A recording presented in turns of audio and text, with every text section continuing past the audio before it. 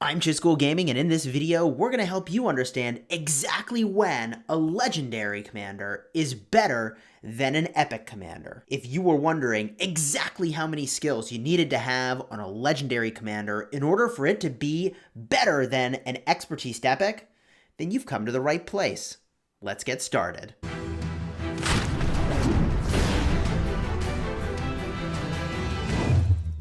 Hello my friends and welcome back. In this video we're going to talk about exactly when legendary commanders are better than epic commanders. We get asked this question so many times every time that we have live streamed that we wanted to give you a very detailed and thoughtful answer. If you like Rise of Kingdoms videos that help you get value and smash your enemies, then consider smashing the subscribe button for daily Rise of Kingdoms videos, and we are a sponsored creator in Rise of Kingdoms. This video is going to be organized by the type of commander and then by the time in which it comes into the game. So we're going to start with cavalry, we'll go to infantry, then we'll talk about leadership, and we're going to start with commanders that are first in the game and then proceed through the ones that are added later and later. As we proceed through this guide, we're going to tell you exactly how to skill up each of these legendary commanders as well, advising on which skills you need to max before you proceed in order to get the absolute best bang for your buck and the most muscle you can out of each of these legendaries. And of course, in all of our long form videos, there are timestamps in the description where you can jump to whichever section you're most interested in. So let's kick this thing off by getting a look at the cavalry. Let's get started into cavalry, and as we do that, we need to pick a baseline epic commander to be comparing each of these two. To start with, we're going to work on Cao Cao, and because he is a cavalry peacekeeping mobility commander, the epic that we're going to compare to is going to have the exact same tree, and that is going to be Belisarius. This is probably your comparison point. I know the Pelagius is another really good comparison point here, but let's just focus in on Belisarius for a moment. He's got some really solid utility in the first skill and a very low damage factor. Decrease the attack and defense by 30% is really solid for 2 seconds. And 450 damage factor. He is going to bring some barbing effectiveness, also 30% cavalry defense, some march speed when you lead combat, which is really important, and when the target is less than 50% strength, you're getting 25% extra damage. Very solid. Last but not least is the expertise skill. We've already accounted for that. So if we look at a commander like Cao Cao, of course you're going to want to max the first skill on your legendary combat commanders. Cao Cao is no exception. This first skill is giving you 1400 damage factor, which is massive. 40% attack reduction is also massive. And the reason that's so important, this 3-second 40% reduction, also 10% march speed reduction, is that frequently these debuffs do not stack, and the most powerful one will overwrite other debuffs that are being applied. So if Boudica comes along and she does like, I think a 25% attack reduction, that will be overridden by the Dragon Rider active skill at 40%. That is important to keep in mind that this is a very powerful and effective debuff. So much of what you're getting here, thankfully, is in the first skill on this commander. There aren't any stats, there aren't any boosts, if you only have the first skill maxed. Now let's talk about skilling this one up. You're going to want to max the first skill. Then, because the next one is related to barbing, unless all you cared about was barbing, you'd want to star the commander up so that you unlock all the rest of their skills. And I guess I should offer this baseline knowledge that if you're brand new to the game, you want to control the star level of your commander so that you don't unlock skills too soon, so you have some amount of control over where those skills go. Otherwise, they'll be assigned randomly to skills that are not maxed to a level of 5. So this is a commander you want to max the first skill, then star them all the way up so that hopefully your skills land in these last two. The baseline effectiveness here is going to give you 3% march speed, 10% attack, and also healing factor of 550 rage restored, and that's granted based on a 10% chance on normal attacks. So 1 in every 10 normal attacks, you'll get that. There is also a march speed increase of 20% for 3 seconds, which is kind of nice for getting away. This only triggers once every 5 seconds. So this could potentially trigger maybe even less than once every 10 seconds because there is a cooldown on this that prevents it from happening too frequently. All in all, when we compare to Belisarius, who's got the exact same trees, I do feel like at 5-1-1-1, you're looking pretty even here. You're going to be low on stats, but have a little bit of extra march speed all the time. And I love the healing and rage restoration here. I think that's very effective, whereas the bonus damage on Belisarius is very situational. I'm pretty sure that at 5-1-1-1, you could consider using your Cao Cao, and it would be roughly as good as a Belisarius might be, especially if you wanted to use them as a primary commander. This is a commander I would probably advise that you use as a secondary commander, however.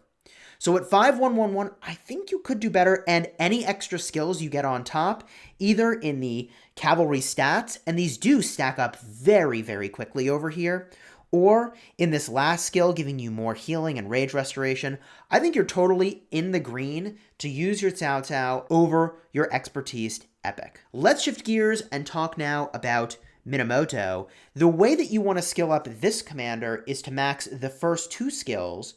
So max the first skill, max the second skill, then take them up to 4 stars. That is because the third skill is related to barbing. And for the same reason on Cao Cao, I wanted to advise you to try to avoid getting your points onto the barbarian damage. It's not that barbarian damage isn't good, it's that you'd probably rather have something like this that is useful all the time, and this warlord debuff is very, very powerful. So when we compare Minamoto, what's interesting about him as a commander is that he is all in on damage, big damage. This is a cavalry, peacekeeping, and skill commander. I think our best comparison point here is going to be Pelagius, and that is because cavalry and skill is where you're going to focus. Pelagius also has cavalry and skill, so we should just very briefly review what Pelagius is doing. Now, Pelagius is going to do a grand total of 900 damage factor. That's 300 immediately and 300 per second over 2 seconds, so 900 total, and restore 100 rage. That is a lot of rage. You're also getting 30% total of stats, and this last skill here is so good. 10% chance to heal, a total of 900 healing factor. It's over 2 seconds, so 450 a second, but 900 healing factor over here once every 10 seconds, very solid. There's no internal cooldown listed here, so this really is once, a 10% chance on every single attack. Very, very powerful. So if we get a look at our Minamoto here and we compare, this first skill is actually going to do the top number you see up here. I have him expertise, so what you're seeing here is the expertise damage. If we go over here, it's 1,400 damage factor and a 50% chance to deal an additional 600 damage factor per second for 2 seconds. So I like to say that on average, you've got about 2,000 damage factor here. I know that's not exactly how it works, right? But, 50% chance for 1,200 extra damage factor. We'll call it a grand total of 2,000 damage factor. So we're comparing that 2,000 damage factor, and even if you just had this at 1, a 5-1, you'd be looking at 10% cav attack and 3% march speed. I don't know that I would use Minamoto as a 5-1 over your Pelagius. I don't think that quite makes sense. Now, because of the way that bundles work and how you purchase them, I'm pretty sure that in most cases, you could end up maxing the first 2 skills for like cheaper than pretty much any Legendary in Rise of Kingdoms. And I would advise that you try to aim to have the first and second skill maxed. At that point, it's definitely better than going with your Pelagius. And I would say that, if you've got this skill at about 3, so a 5-3-1-1, again, I'm not advising you do that because I'd rather you max the first 2. But if you had it at like 5-3-1-1, you've got 6% march speed, 14% attack bonus, and just a massive amount of damage. I think at that point, your Minamoto is going to be better than the Epic, and I would run Minamoto. Now, the next pair of cavalry commanders that are going to enter the game are going to be Khan and also Saladin. Now, these are very, very powerful commanders. Khan is going to do less damage on the active skill. However, it has a lower rage requirement, which is really compelling. A good comparison point, again, for Khan is going to be Pelagius. Pelagius is about damage. They've got a lot of stats, though, and they've got a lot of healing, so it's tough to actually compare kind of apples to apples. My perfect world, you're going to take your Khan, and you're going to go 5, 5, 1, 1. Max the first, max the second. And that is because this second skill is going to reduce the rage requirement by 100% for your active skill. And this commander, you're going all in on a rage engine, generating boatloads of rage and reducing the amount of rage required to fire off those active skills. This is a commander you would definitely want to be a primary commander. But what would be good enough to be better than an epic? Again, I advise patience with this commander. Take them to 5-5-1-1, and they are better. But just to play it out a little bit, would a 5-1-1-1 be better than a Pelagius? 1,700 damage factor is massive. It's nearly double what Pelagius is doing. And instead of generating rage at 5-1-1-1, you're reducing the amount of rage required if he's the primary. There's a 50 less rage requirement than normal here. It's 950 instead of 1,000. Just 1 point in this is going to give 20 rage reduction. So that's like 70 total rage reduction. We're not quite there for actually generating more rage than Pelagius. This next skill is going to give you 10% damage when you're above 70%. The last skill over here is going to give 10% skill damage bonus and 5 rage restored when you're below 50%. I don't quite know that a 5-1-1-1 Khan is going to be better than your Pelagius.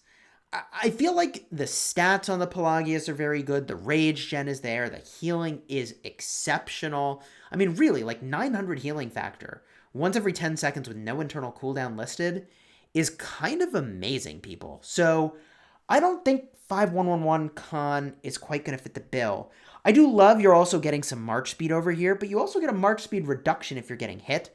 I think that you might start to get ahead in the realm of like 5-3-1-1. At that point, you've got enough extra rage requirement reduction that you have even more rage sort of generation capability than you're getting from the Pelagius, and you have more damage at that point. So I think 5-3-1-1 is kind of a slam dunk, but at this stage in the game, when these commanders are coming out, you know to have patience. Max the first, max the second, you're definitely there. If you don't have the patience, 5-3-1-1, and I think you could use Khan over your Pelagius. Now, the next commander we're going to get a look at is Saladin, who is a cavalry and support commander. We are going to compare to Pelagius again. This is a commander you would really want to be a primary. In order to do that, you want to max all 3 of these first skills, and that is because the last skill is related to hitting cities, and you're going to get almost no value from this ever. So this is really a project you should only do 5-5-5-1. But if we're just playing this game of when might it be better? And what's interesting about this commander as a primary is that they have the support tree. There's no other cavalry commander that has that.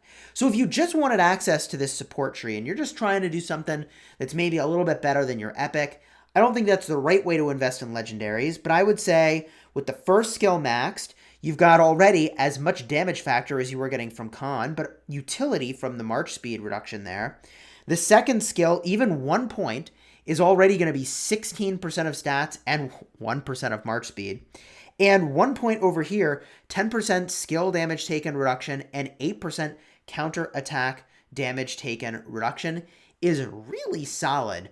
There's no healing. I would actually make the argument that because of the talents available, a 5-1-1-1 Saladin might just be better than a Pelagius. But for the love of all that is holy, I beg of you, max the first couple skills here, the first 3 optimally, before you try to then level them up and use them instead of your Pelagius.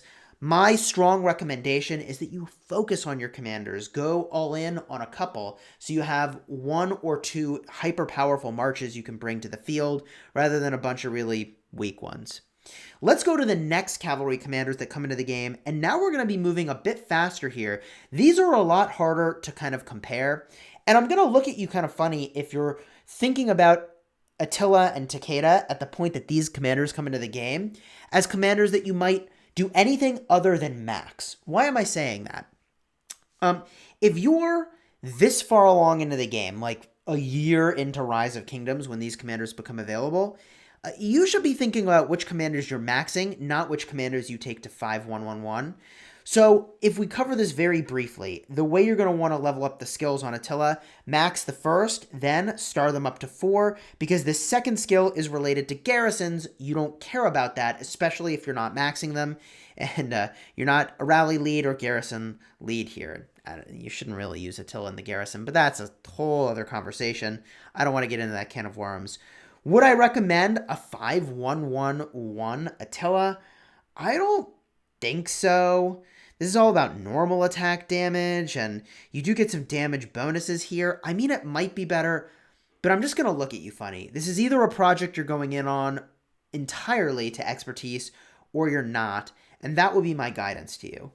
In a similar vein, as we get a look at Takeda, this commander is really quite powerful. As a secondary commander, I'd never use them as a primary. You're going to want to max the first skill, and then I would consider starring them up to 3 stars and try to max this third skill before you proceed. It is tied to the active skill, so if you pair this commander with a rage engine, it's going to go off the chain, doing a huge amount of healing for you, and we have gotten, really quite frankly, a lot of value from that. So you could try to use this commander as a secondary, max the first skill, take them to 3 stars, and start applying skill points. But you know, at what point would they be better than an epic? This is very, very hard to compare because this is making it so the enemy takes extra normal attack damage. When is that good? The thing that you really start to look at is the massive amount of stats that these commanders, in this one in particular, is going to offer. 10% cavalry attack is solid, and the 1% skill damage taken reduction, the 5% normal attack damage taken reduction, 5% counter attack damage taken reduction. That's pretty decent, and, you know, there's a chance that you get those damage reductions. The extra cavalry defense here of 20% is really solid. I mean, at 5-1-1, okay, you're getting 30% of stats right out of the gate already. Pelagius Expertise has 30% of stats. The healing over here is going to be really quite solid, but healing factor of 30, I mean, that's not going to keep up with Pelagius. This kind of has to be maxed. I feel like for this commander to beat out a Pelagius, you've got to be like, I don't know, like 5-3-3-1, like something like that. But what I do think is interesting about this commander is that it really ramps up a whole heck of a lot as you work toward that expertise. And I think the amount of value you get really skyrockets as the tankiness goes higher and higher and higher and becomes even more insurmountable. For that reason, I feel like, again, this is a project where you go to expertise, not to try to play around with some of the skills and not max them out. Okay, I think it's time now that we go to our next category, and we're going to pick up the pace a little bit. Let's talk about our infantry commander comparison points are really unusual. We have Sun Tzu, who's practically a legendary, and you're going to use him in a bunch of other places anyways. So really the comparison point is going to be to Ulji Mundak. That's where we're going to try to get a sense of kind of, is it better or is it not? Because you're definitely already going to use your Sun Tzu. Really, no questions asked there. So Ulji Mundak is bringing us some amount of utility in the first skill, defense reduction by 30%, 750 damage factor. They also have 30% of stats when expertised, and there's a 10% chance to basically double their damage on the next turn. That's not exactly how that works. It's 100% damage bonus, so maybe I should say it exactly that way because it's not really doubled.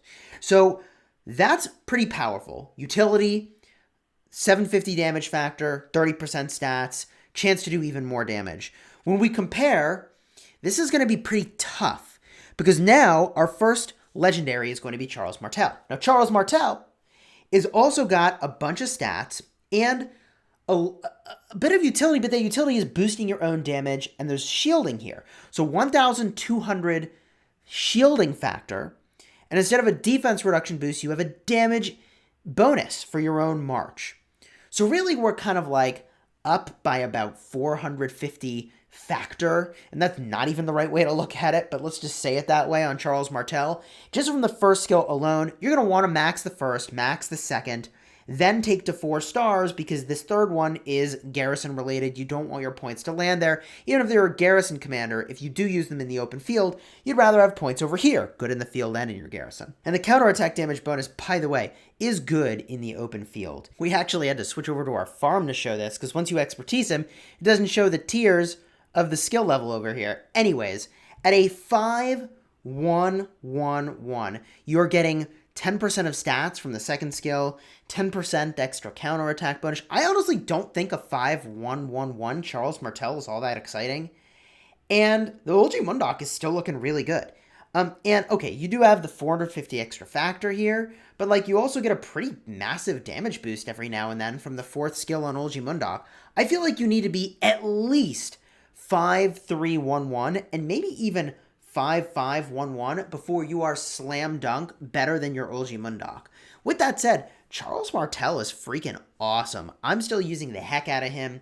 He is an exceptional commander, but I don't think it takes a good bit more commitment to this commander. And quite frankly, you can see the last 2 skill ups here are worth 6% of stats each, whereas the first 2 are worth, an extra 4% of stats each. So I would really go 5-5-1-1 with this commander before you start using them. And I wouldn't probably use them as like a 5-3-0-0. I just probably stick with your Olgi Mundok. They're really good. Unless for some reason you're hunting for that tankiness that the first skill is going to give you with a shielding factor, then and only then would you use like a 5-3-0-0 Charles Martel, but do yourself the favor, max the first 2 before you proceed on this commander. Let's switch back to the main account and talk about the next infantry legendary, which is going to be Richard I. Richard I is a special commander, available from the Wheel of Fortune and Card King. They do some work on the battlefield. They are the only commander to have this kind of healing on an active skill, 1,400 factor, 30% damage reduction, hitting up to 5 targets, 15% march speed reduction, hitting up to 5 targets. That is amazing. Really, really solid utility and huge healing factor over here. So I like already, this is looking a lot better than Olgi Mundok, and I actually do recommend at 5-1-1-1, you could start using this commander. Richard I, second skill giving you 5% damage taken reduction, and a counterattack damage bonus of 4%. You get a cool 10% of infantry stats, and a healing effect enhancement of 10%, which is really solid.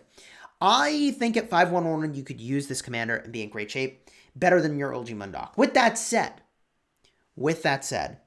in my perfect world, you would max the first 2 skills at least, because the second skill is very, very good. The damage taken reduction is a massive, massive, massive, massive and noticeable effect. 15% damage taken reduction is huge. Try to max these first 2 skills before you proceed if you have the patience, or if you plan to expertise them in the short term, then you could take them to 5-1-1-1, and you know that over time you'll fix it anyways as you go and expertise this commander. And in a really perfect world, you max the first 3 skills, because 30% of infantry stats is going to be way better to you than the 30% healing effect enhancement is that you're working on over here. I mean, this is good. It's enhancing the effectiveness of your active skill, don't get me wrong, but I would try and, your perfect world, certainly max those first 2 skills. Let's talk about the next infantry commanders that come into the game. That is Alexander the Great and Constantine. Very, very powerful commanders. People often ask, is a 5-1-1-1 Alexander the Great better than some other commander I could be using? A 5 on the first skill for Alexander the Great is going to give you 1,200 damage factor shield on yourself and a 600 damage factor shield on a nearby friendly target. That is very, very powerful. And I suppose I should look at this over here, because what you're seeing on my primary is the expertised version of that. So if there's nobody nearby, this is actually kind of sucky. It's not doing very much for you, because these will not stack on your single march with Alexander the Great. Only the 1,200 shield will apply. So in a perfect world, you have 2 people nearby, but you do get a total of 1,800 factor out of the deal if there is a nearby march. Now, if you had only 1 point in this next skill, you have a chance to do an 800 damage factor and a 10% healing effect reduction, which is really actually astonishingly good. That is astonishingly good. If we just look at a commander like El Cid for just a second, also a legendary commander, I mean, on this one, you got to put 5 points well, I guess 4 technically, to get 800 damage factor and no utility whatsoever. So, yeah, you're actually getting some pretty sick value off an Alexander the Great, even at like 5-1. The next skill at a 1 is going to give you 10% march speed and attack. And the last skill, 20% attack when the shield is down. That's 20% attack all the time. And when it's activated, the bonus changes to 30% defense. I guess 10% defense if it's just a 1. Yeah. I actually find myself somewhat surprised to say that a 5-1-1-1 Alexander the Great just might be usable and really good. Like, really good. I think at 5-1-1-1, you're looking at Richard levels of goodness, and you can use them, and they'll do pretty well. The 30% of stats is really great. The 10% march speed is awesome. The 800 damage factor proc with a 10% healing reduction is amazing. And the 12, as long as there's someone else nearby and you're planning to use them in group combat, I find myself surprised. Now that I look at it, I would totally use a 5-1-1-1 Alexander the Great. There's just one little hiccup, which is that this second skill is so busted good. Do yourself a favor and don't you dare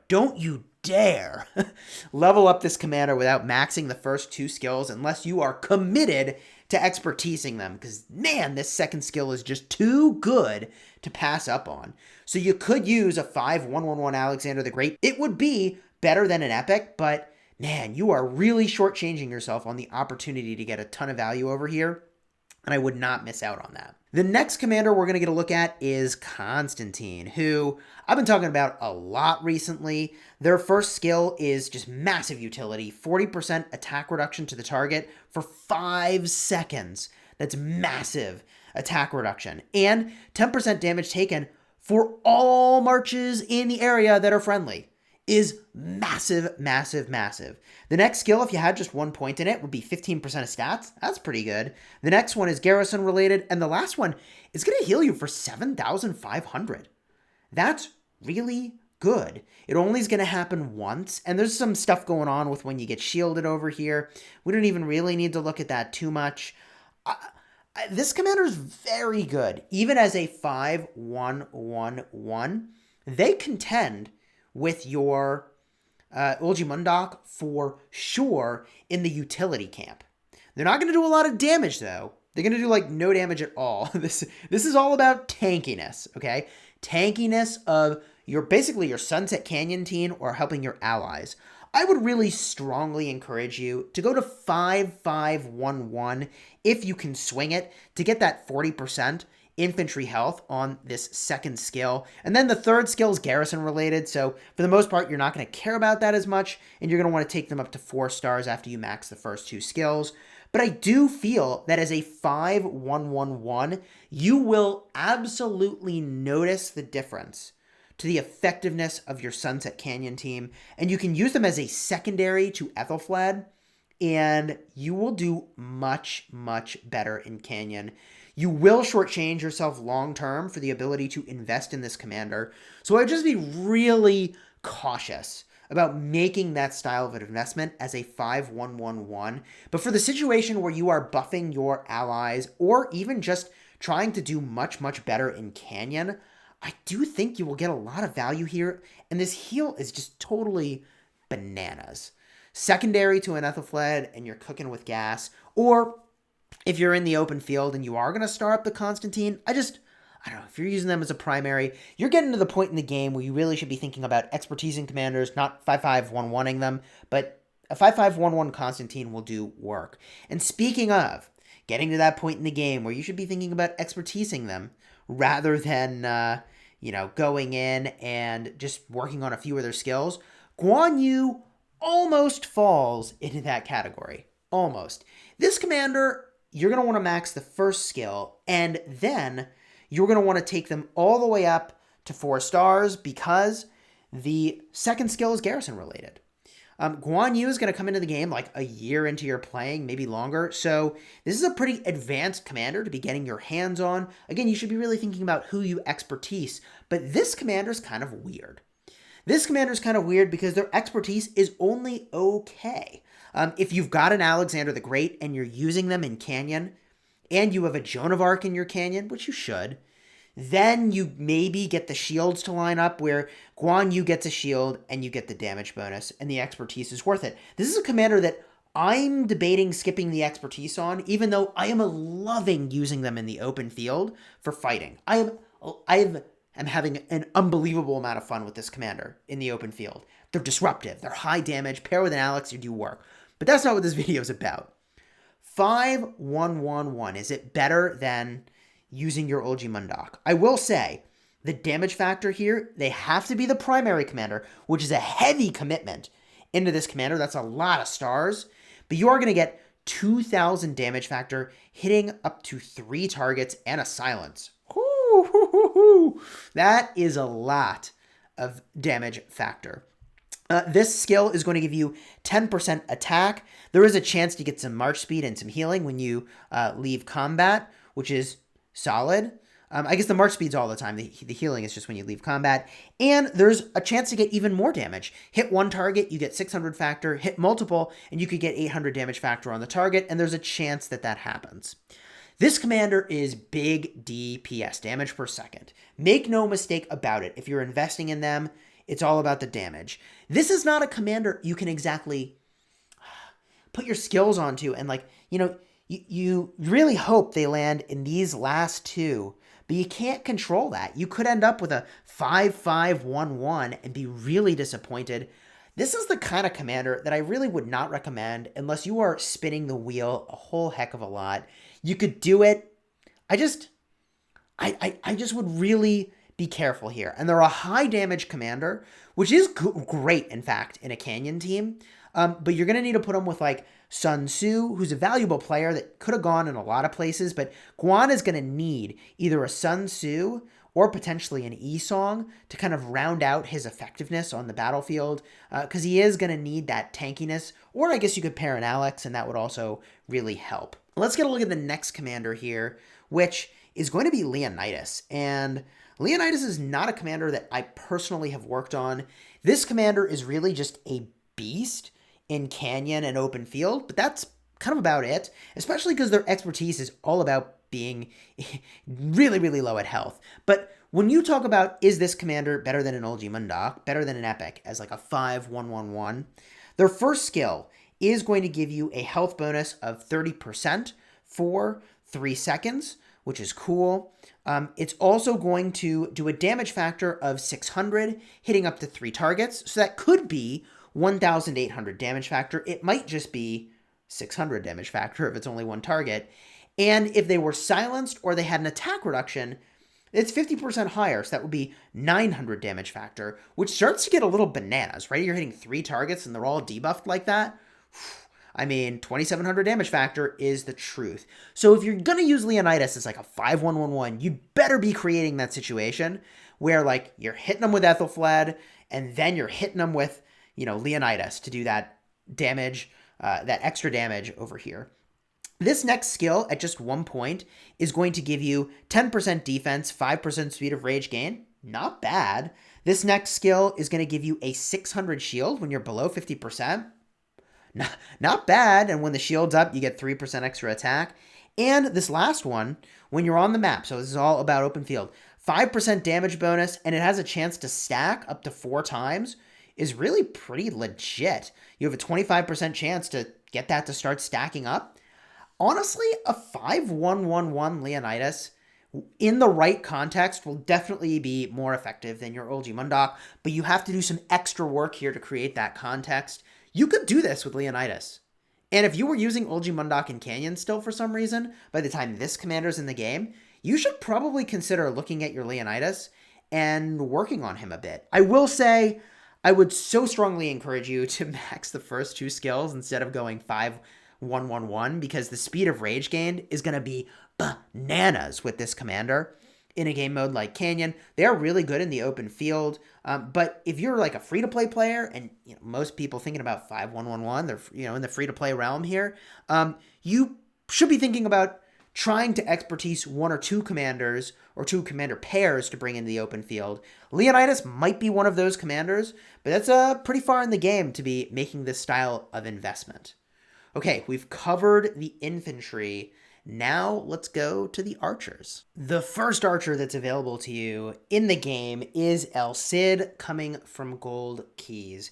If you were to max the first skill, you do get a disarm, which is really solid. No normal attacks, no counterattacks, no skill attacks, and 1000 damage factor is decent.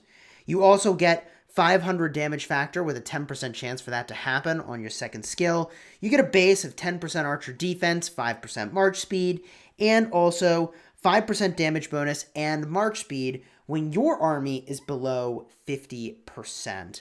I struggle with this a little bit. This is going to be pretty similar to a Hermann, except that you get a little bit extra damage and not as much rage gen. I feel like you really shouldn't be thinking about doing a 5-1-1-1 with this commander. I mean, you could do it. It's just Hermann is probably about as good. I think you'd have to be like 5-3-1-1 to start to maybe be better than Hermann. It might even have to be like 5-5-1-1 before you really even start to notice it, because it's the last point over here is giving you kind of a big jump in damage. I am not in love with using El Cid and a bunch of archers in the early game. I would recommend that you avoid that. The next commander we're going to get a look at is Isong. You know, I think you should expertise this commander, but if you were to star him up, max the first, max the second, unlock the fourth skill, that's because the third skill is garrison. This first skill is going to do a cool 1400 damage factor, hitting up to 5 targets, but that damage is going to reduce for each extra target you're hitting. The second skill, if you only had 1 point in it, is going to give you a chance to get 50 extra rage and 50% extra archer attack. And the last skill is giving you 20% skill damage bonus. When we look at this commander, the 1400 damage factor is good, but it gets cut down pretty substantially. The chance for rage gen and attack boost is really solid. The 20%, extra skill damage is really good here, but I'm actually going to compare to Sun Tzu. And I know that this guy's practically legendary, but, he's going to hit 5 targets and do up to 1000 damage factor a pop, right? And he's also going to give you 50 rage for each target hit. I mean, 10% damage taken reduction, and even if you bring archers and you don't care about the infantry health, he's giving you 20% skill damage boost too. God, Sun Tzu's practically legendary. So I just wouldn't fool around with your Isong. Don't use him as a 5-1-1-1.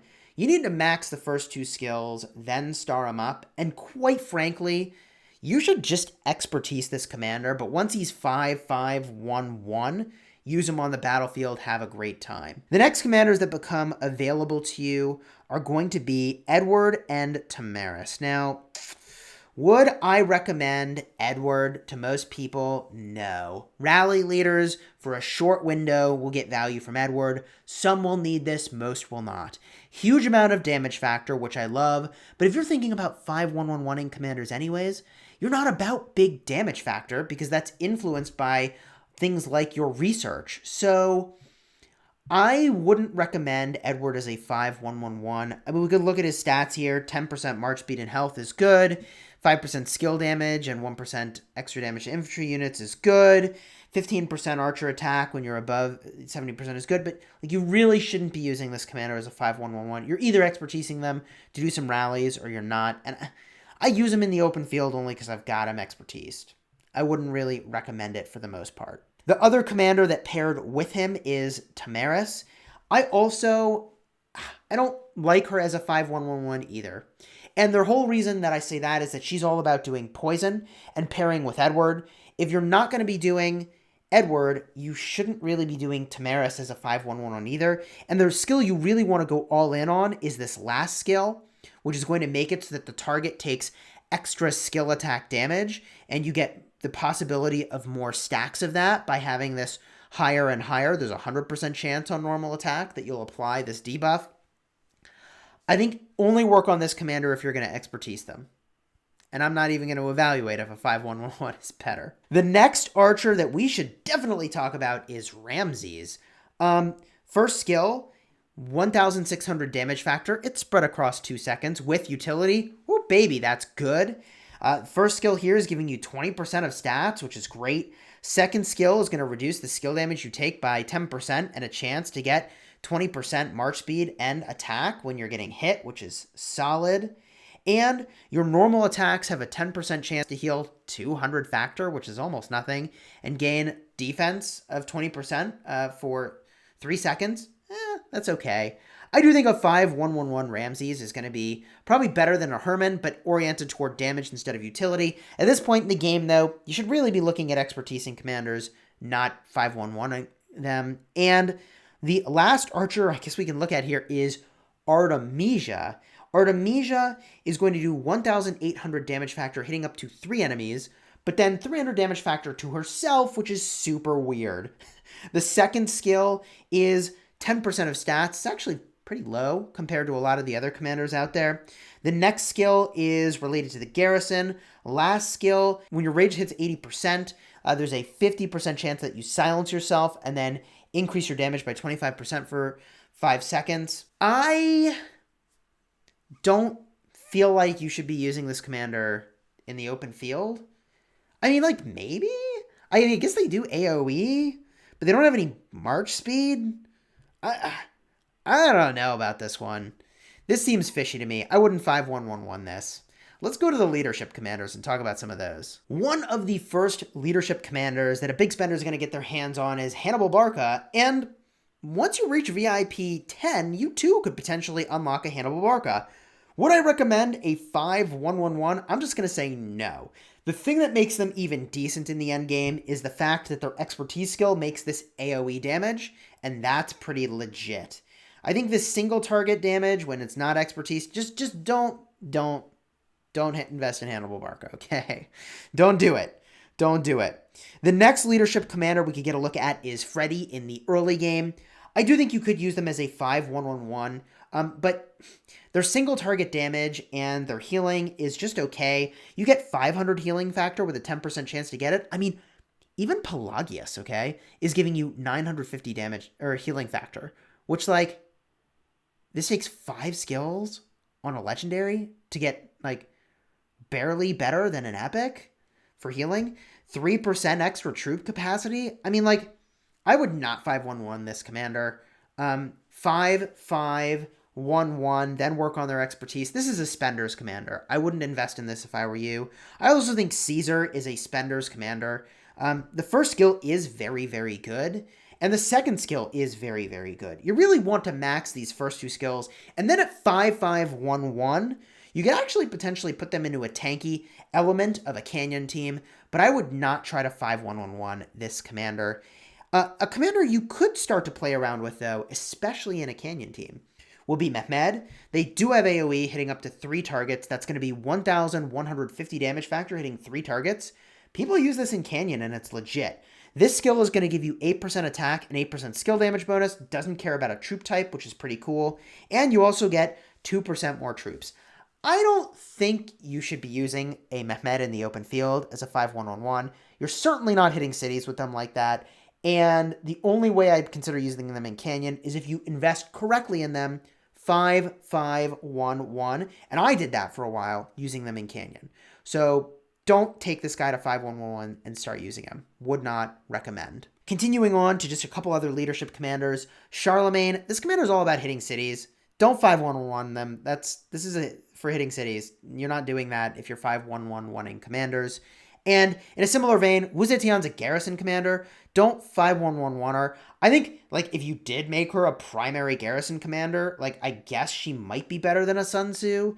Or, like, maybe if you were using some other epic, she might be better just because she has the support tree. For that reason alone, you could consider it. But otherwise, I wouldn't recommend it. And don't you dare use her in the open field. Don't you do it. That covers all of the legendary commanders. Gosh darn it. Should you 5-1-1-1 them? Yes, we ignore the gathering commanders. No, don't you dare invest in them. And don't you use them for combat. You've got better options, in my opinion. Certainly at 5-1-1-1. I would say that there are a few commanders that were really standouts for me as we went through this whole thing. I would say that those standout commanders are Richard I, Alexander the Great, and freaking Constantine. And it's no coincidence that we recommend those commanders for beginning players especially. Card up in the top if you want to see that ultimate guide, and link in the description for the whole playlist of ultimate guides. If you found this video at all helpful, consider dropping a like onto the video. It helps out the channel and it's 100% free to you. And consider subscribing for daily Rise of Kingdoms guides to help you get value and smash your enemies. Until next time, you have fun smashing the kingdom. And let me know in the comments which commanders you think are the very best for 5111. Is it the archers, is it the cavalry, or is it the infantry? Because I think it's all about that infantry.